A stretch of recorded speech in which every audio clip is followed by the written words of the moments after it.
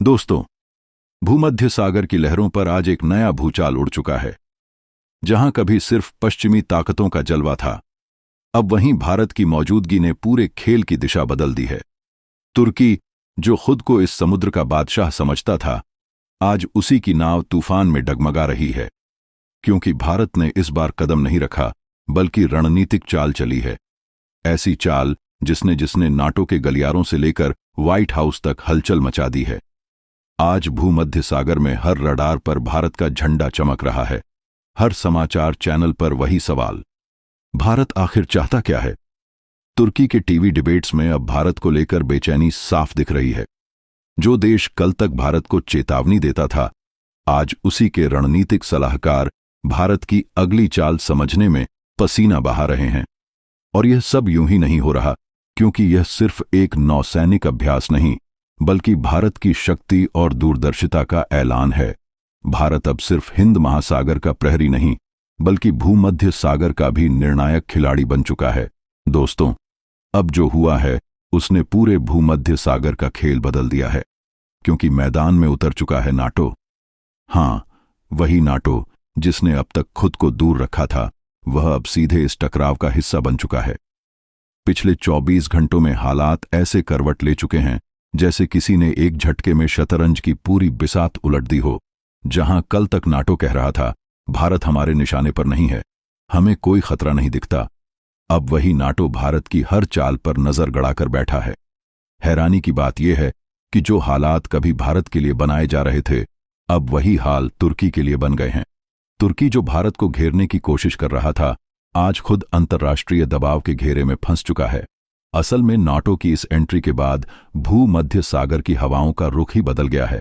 अब यहां सिर्फ पानी नहीं, बल्कि ताकत, रणनीति और कूटनीति की जंग चल रही है। भारत शांत है, लेकिन उसकी हर चाल अब पूरी दुनिया के लिए सस्पेंस बन चुकी है। क्योंकि सबको पता है, भारत जो भी करता है वह अचानक नहीं करता, वह सोच समझकर तूफान लाने वाला कदम होता है। दोस्तों, अब हालात ने वह मोड़ ले लिया है जिसकी किसी ने कल्पना भी नहीं की थी, क्योंकि अब नाटो ने भूमध्य सागर की पूरी घेराबंदी शुरू कर दी है। जी हां, अब बात किसी साधारण तैनाती की नहीं, बल्कि एक ऐसे ऑपरेशन की है जिसमें नाटो की 150 से ज्यादा युद्धपोतों की फ्लट सीधे मैदान में उतर चुकी है। सोचिए, वो रास्ते जो भूमध्य सागर की सांसें कहलाते हैं, अब नाटो के नियंत्रण में है। एक तरफ है जिब्राल्टर जलसंध, जहां से भूमध्य सागर की हर एंट्री तय होती है, और दूसरी ओर है स्वेज नहर, जो एशिया और यूरोप के बीच की सबसे अहम लाइफलाइन मानी जाती है। अब ये दोनों दरवाजे नाटो की ताकत के शिकंजे में हैं। समुद्र की लहरों के बीच अब सिर्फ जहाज नहीं चल रहे, बल्कि कूटनीति की जंग, तकनीक की बाजी और शक्ति का खेल शुरू हो चुका है। नाटो ने न सिर्फ अपने जहाज तैनात किए हैं, बल्कि अपनी सबसे बड़ी और घातक नौसैनिक सेना भी भूमध्य सागर में उतार दी है। और अब सवाल यह है, क्या भारत इस घेराबंदी को तोड़ पाएगा, या फिर यह समुद्री खेल पूरे एशिया की रणनीतिक तस्वीर बदलने वाला है? दोस्तों, इन सारी बातों को हम आगे अच्छे से डिटेल में समझेंगे, लेकिन उससे पहले अगर आप वीडियो देख ही रहे हो तो बस 1 सेकंड निकालकर लाइक बटन दबा दो और चैनल को सब्सक्राइब कर लो। आपके लिए 1 सेकंड होगा, लेकिन हमारे लिए बहुत बड़ी मदद है। दरअसल दोस्तों, अब जो कुछ भी भूमध्य सागर में हो रहा है, वह सीधे इतिहास रच रहा है। पिछले कुछ घंटों में नाटो की एंट्री ने खेल का पूरा नक्शा ही बदल दिया। कल्पना कीजिए, एक तरफ भारत की नौसेना, दूसरी तरफ तुर्की, जो खुद को अब तक समुद्र का अजय शासक समझता था, और बीच में नाटो, जो आमने सामने खड़े तीनों को देख सभी की चाल को मोड़ने की तैयारी में है। तुर्की सोच रहा था कि नाटो उसके साथ खड़ा होगा, लेकिन हकीकत ने उसकी सारी रणनीति को ध्वस्त कर दिया। अब कोई किसी का साथ नहीं दे रहा, नाटो तुर्की के लिए, न भारत के खिलाफ। और यह चौंकाने वाला सच है, नाटो ने एक नया एजेंडा अपनाया है जो भूमध्य सागर की हवा ही बदल रहा है। तुर्की के पुराने अहंकार की जगह अब सन्नाटा और हड़कंप बैठ गया है। इस बीच भारत ने चुपचाप लेकिन बेहद सख्त और मास्टरफुल कदम उठाया है। डिजिटल युद्ध, साइबर ब्लॉक और सामरिक तैयारियों के जरिए भारत ने तुर्की की चालों को पहले ही बंदिशों में डाल दिया। अब सवाल यह है, तुर्की बच पाएगा या इतिहास के पन्नों में अपनी सबसे बड़ी हार दर्ज करेगा?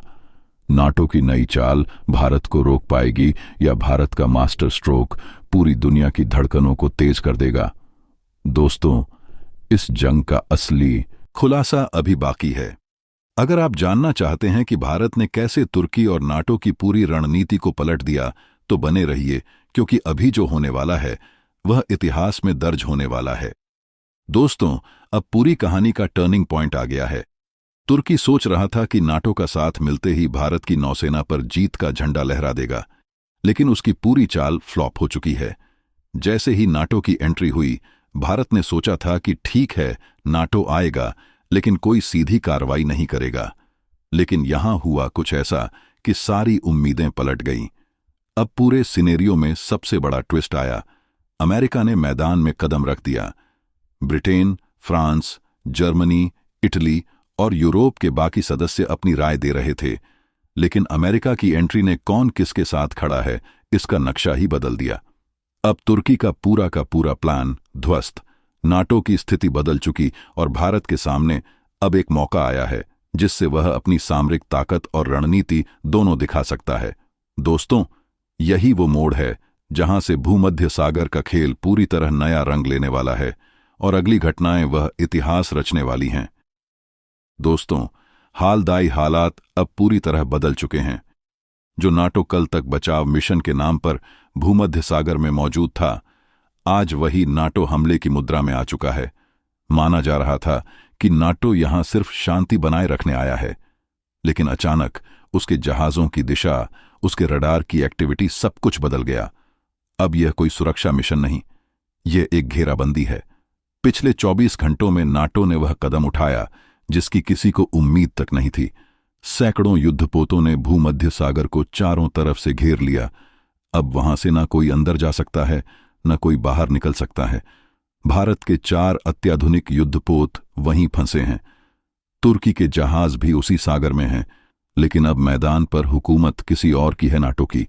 20,000 से ज्यादा सैनिक, दर्जनों विमान और सैकड़ों टॉर्पीडो तैयार खड़े हैं। यह कोई सामान्य तैनाती नहीं, बल्कि एक बड़ी साजिश की शुरुआत है। तुर्की, जिसने सोचा था कि नाटो उसके साथ खड़ा रहेगा, अब उसी नाटो ने तुर्की को उसके अपने खेल से बाहर कर दिया है और कमान अब पूरी तरह से नाटो के हाथों में। लेकिन असली सवाल है, क्या भारत इस घेराबंदी में झुकेगा या वही इस खेल का अगला दांव चलने वाला है? दोस्तों, जो हालात अब भूमध्य सागर में बन गए हैं उसे समझना आसान नहीं है, लेकिन इस वीडियो के अंत तक आप पूरी कहानी के हर मोड़ को समझ जाएंगे। असल कहानी तो नाटो की एंट्री के बाद ही शुरू हुई। पहले भूमध्य सागर में सभी जहाज अपने अपने रास्ते पर चलते थे, सब कुछ अबाध्य और मुक्त था। लेकिन अब नाटो ने अपना कब्जा जमा लिया है। सपने में भी नहीं सोचा था कि यह समुद्र इतना बड़ा सामरिक मंच बन जाएगा। नाटो ने अपने इरादों को छुपाने की बजाय सीधे कदम उठाया। कहा जा रहा है कि अगर सामान्य तरीके से उन्होंने यहां कदम रखा होता तो दुनिया विरोध में खड़ी हो जाती, लेकिन तनाव की चिंगारी और सैनिकों की मौजूदगी के बीच नाटो ने यह तय कर लिया कि अब उनका स्थायित्व यहीं कायम रहेगा। अमेरिका के तत्कालीन राष्ट्रपति डोनाल्ड ट्रंप ने कई देशों के साथ रणनीतिक बैठक की और एक बड़ा फैसला सुनाया गया। भूमध्य सागर में नाटो की सेना अब स्थायी होगी। मतलब साफ है ना, सिर्फ एंट्री और एग्जिट पर नियंत्रण, बल्कि यह सेना यह भी देखेगी कि दुनिया का कौन सा देश इस समुद्री मार्ग से व्यापार कर रहा है। अब यह कोई अस्थायी कदम नहीं, बल्कि भूमध्य सागर की पूरी ताकतवर स्थिति पर नाटो का दांव है और भारत अब इस शतरंज की सबसे अहम चाल में है। दोस्तों, जो रास्ता कल तक हर देश के जहाजों के लिए खुला खुला था, आज उसी पर बड़ी ताकतें अपनी मुहर लगाने की होड़ में हैं। भूमध्य सागर, वो सीधा समंदर रास्ता जो यूरोप, एशिया और अफ्रीका को जोड़ता है, अब सिर्फ समुद्र नहीं रहा, यह बन गया है एक रणनीतिक कुंजी। और जैसे जैसे नाटो फ्लट ने अपनी हलचल तेज की, साफ दिखने लगा कि असल ड्राइवर कौन है। एक देश जो इस पानी के मार्ग पर कब्जा चाहता है। अगर कोई एक देश यहां कड़ा नियंत्रण जमा ले तो क्या होगा? सोचो जरा, दुनिया के सबसे व्यस्त बंदरगाहों का रास्ता किसी एक की मर्जी पर टिका होगा। व्यापार लाइफलाइन ऊर्जा सप्लाई और ग्लोबल शिपिंग, सब कुछ उसी के हाथ में। यही बात भारत और कई अन्य देशों के लिए बहुत बड़ा जोखिम है। इसलिए भारत ने चुप नहीं बैठना था। उसने कहा, भूमध्य किसी एक देश की निजी संपत्ति नहीं, यह सार्वभौमिक रास्ता है और इसका खुला रहना हर देश की नैतिक और आर्थिक जरूरत है। यही वजह है कि भारत ने अपनी नौसेना और कूटनीतिक पोजीशन को मजबूत कर रखा है, ताकि कोई भी एक तरफा कब्जा लगाने की योजना कामयाब ना हो पाए। अब तनाव इसीलिए तेज हो रहा है कि खेल सिर्फ जहाजों की नहीं, नियमों और नियंत्रण का है। अगर आज कोई इस मार्ग को अपने नियंत्रण में ले लेता है तो कल वह उसी ताकत का प्रयोग अपने वाणिज्यिक और राजनीतिक हित साधने में कर सकता है और दुनिया के बाकी देशों के लिए चुनौतियां पैदा कर देगा। भारत ने साफ कर दिया है, चाहे सामने कोई गठबंधन खड़ा हो या कोई एक राष्ट्र देश की स्वायत्तता और समुद्र के साझा रास्तों की स्वतंत्रता की रक्षा किए बिना पीछे नहीं हटेगा। यह सिर्फ शोर नहीं, यह सतर्कता है, रणनीति है और भविष्य की सुरक्षा का मसला है। दोस्तों, भूमध्य सागर की स्थिति इस वक्त बिल्कुल असामान्य है। किसी भी देश को यहां एक अतरफा वर्चस्व हासिल नहीं होने दिया जाएगा, चाहे वह तुर्की हो, नाटो हो या फिर अमेरिका खुद। भारत ने साफ कर दिया है, यहां कोई भी हद से आगे नहीं बढ़ सकता और यही वजह है कि इस पूरे खेल में अब रूस भी सामने आ चुका है। हां, सही सुना आपने, रूस ने अपनी ताकत दिखाई और भारत के साथ खड़ा होने का संकेत दिया है। इतना ही नहीं, इजराइल ने भी भारत का समर्थन किया है। यानी भूमध्य सागर में अब भारत अकेला नहीं है। दुनिया को लगा था कि नाटो की एंट्री आने के बाद भारत और तुर्की के बीच तनाव कम हो जाएगा। तुर्की नाटो का सदस्य है तो सोच लिया गया कि नाटो उसका साथ देगा और भारत को पीछे हटने पर मजबूर करेगा। लेकिन हुआ इसके उलट। नाटो ने जैसे ही अपनी चाल पलटी, पूरी दुनिया हैरान रह गई। भारत ने अपनी पोजीशन बनाए रखी और नाटो की सहमति ने पूरी स्थिति बदल दी। अब सवाल यह है, रूस क्यों भारत के सामने उतर रहा है? क्यों दुनिया के सबसे बड़े खिलाड़ी भूमध्य सागर में भारत के कदमों पर निगाहें गड़ाए हुए हैं? दोस्तों, यह सिर्फ सामरिक चाल नहीं, यह भविष्य की समुद्री शक्ति का नया समीकरण है। और जो अगले कदम होंगे वह न केवल तुर्की या नाटो बल्कि पूरी दुनिया के लिए गेम चेंजर साबित हो सकते हैं। भूमध्य सागर की स्थिति अब किसी थ्रिलर फिल्म से कम नहीं है। रूस साफ कह चुका है कि भारत के साथ खड़ा रहेगा और अगर कोई भी गलत कदम उठाया गया तो यह पानी का मैदान सीधे रणभूमि में बदल सकता है। दुनिया की कई शक्तियां अब खुलकर इस मामले में अपना विरोध दर्ज करा चुकी हैं। तुर्की ने जो पोर्ट मेडिटेरियन सी के बीच में बनाना शुरू किया था वह अब नाटो की निगाहों में है। नाटो इसे अपने नियंत्रण में लेना चाहता है क्योंकि यह पोर्ट पूरी समुद्री रणनीति को प्रभावित करने की ताकत रखता है। लेकिन भारत ने पहले ही अपने 4 युद्धपोत वहां तैनात कर दिया है और साफ कर दिया है कि इस रणनीतिक आधार पर किसी को हाथ नहीं लगाने देंगे, न चाहे वह तुर्की हो न कोई और नाटो ही क्यों ना हो। तीनों पक्ष तुर्की, नाटो और भारत अब आमने सामने हैं। नाटो ने घेराबंदी शुरू कर दी है, लेकिन जो सामने खड़ा है वह कोई और नहीं बल्कि भारत है। भारतीय नौसेना की चाल ने पूरे खेल को पलट दिया है। लाल सागर से उठे भारत के युद्धपोत अब भूमध्य सागर में अपना दबदबा कायम कर रहे हैं। और हां, भारत अब अकेला नहीं है। कई वैश्विक शक्तियां भी अब इसकी रणनीति का समर्थन कर रही हैं। अमेरिका का बड़ा प्लान वो अब मुश्किल में है। भारत ने खेल की नई चाल खेली है और अब परिणाम सिर्फ समय की बात रह गया है।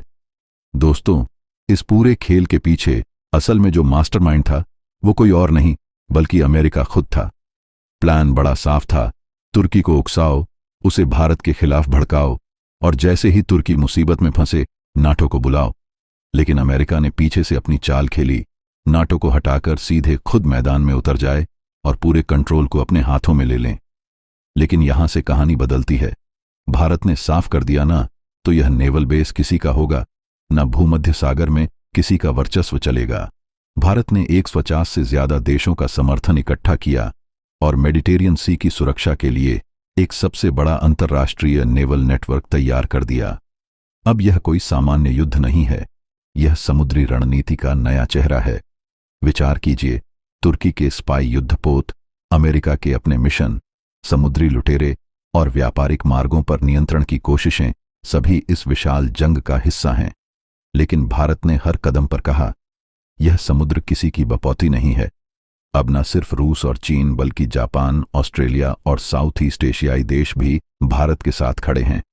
इंडोनेशिया, वियतनाम, म्यांमार सभी ने समर्थन दिया है। मतलब साफ है, भारत की ताकत सिर्फ उसके युद्धपोत नहीं बल्कि उसका वैश्विक समर्थन नेटवर्क भी बन चुका है। तो सवाल यही है, क्या भारत को एक स्थायी संगठन बनाना चाहिए जो हमेशा